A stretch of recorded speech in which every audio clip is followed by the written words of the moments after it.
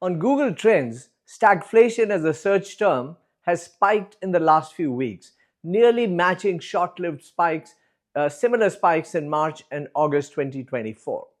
The Fed's updated economic forecast, lower GDP growth, higher inflation and unemployment, combined with a jump in oil prices and expectations of tariff-induced inflation, are reviving fears of stagflation. The specter of 70s, when the oil crisis of 1973 stoked inflation and unemployment, exacerbated by loose monetary policy, remains at the back of the market's mind. It took two recessions and Volcker raising rates to 21% to address this. Scary? Of course it is.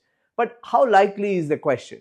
First up, sure, oil prices have risen, but moderately.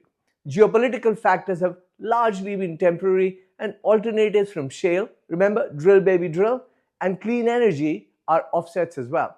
And in context, oil has just about made it past the $70 mark. And then there is the economy. Yes, there are signs of slowing, but the jobs market has remained relatively resilient and tight, some of it driven by reduced labor participation and some by an aging world population.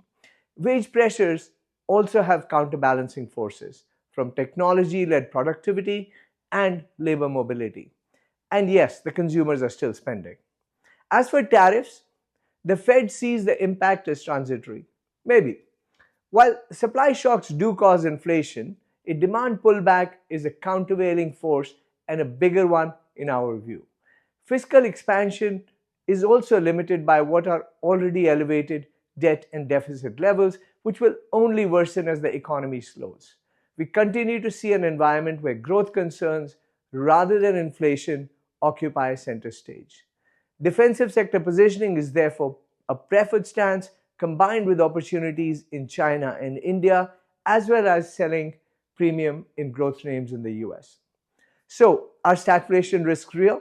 Well, all risks are real, but their probability varies, and we still assign a low probability to stagflation.